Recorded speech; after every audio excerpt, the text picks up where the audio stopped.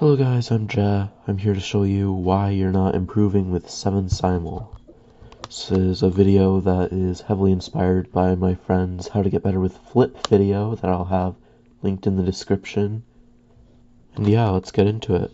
So, first things first, you obviously want to know the right 7 simul.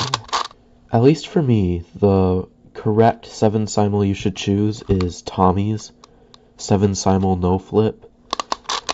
And I say this just because even though the memo seems scary and all that, it's not that hard after a few solves, and I would highly recommend learning Tommy's 7 simul.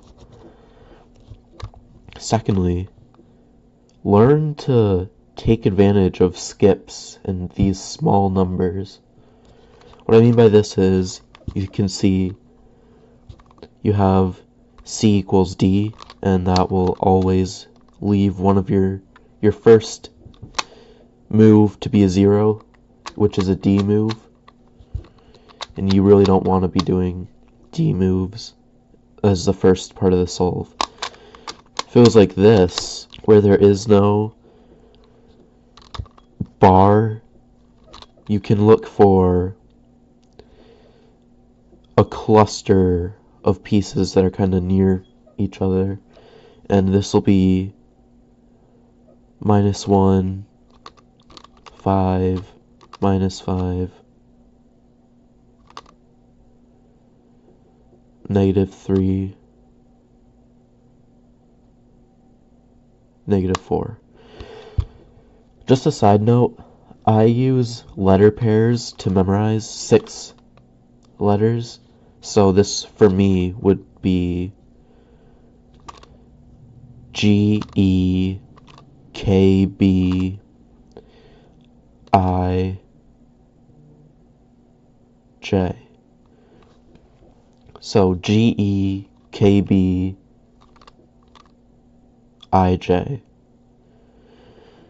And I would group them into pairs, so like GE would be G, like someone exclaiming. KB, I would think of Kobe, the basketball player. And IJ, mine's kind of weird, but I would think of the phrase is just. So G, Kobe,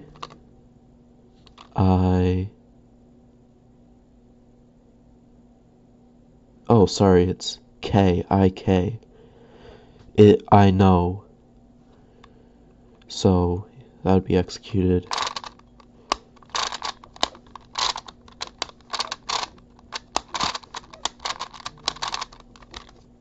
Not like that. But, you get my point, use letters. And another case that you want to look out for is where there's like 2 of these edges. Especially if the other side is a small number, like 1, 2, -1, -2, or 0, obviously. The third tip I really have is to really do simul moves. So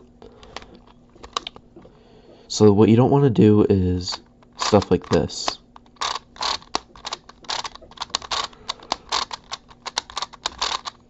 You don't want to do stuff like that, because not doing simul moves is really inefficient.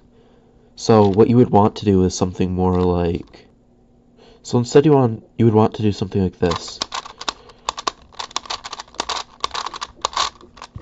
Don't mind the execution errors. But like, if you didn't see what I was doing, I was turning simultaneously. Like this would go 3, this would go 4.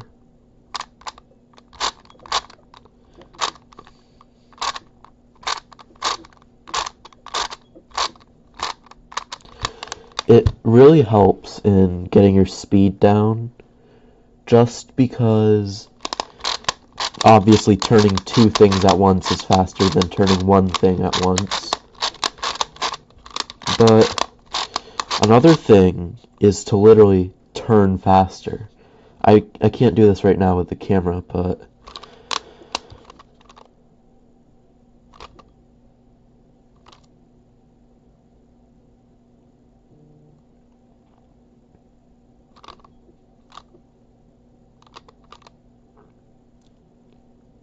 Okay, maybe this one will be fast.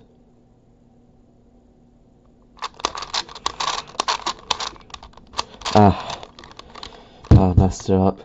Well, anyways, what you see is that just being faster can make you faster.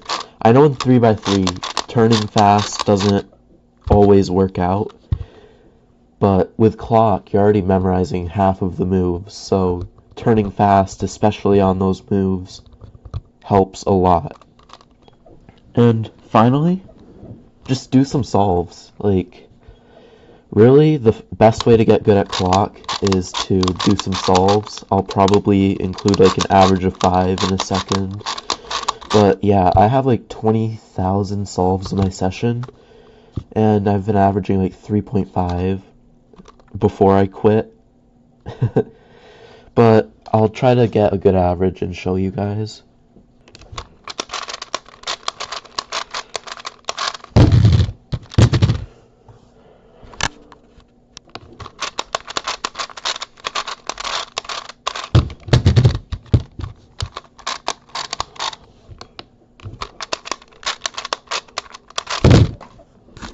Look at that.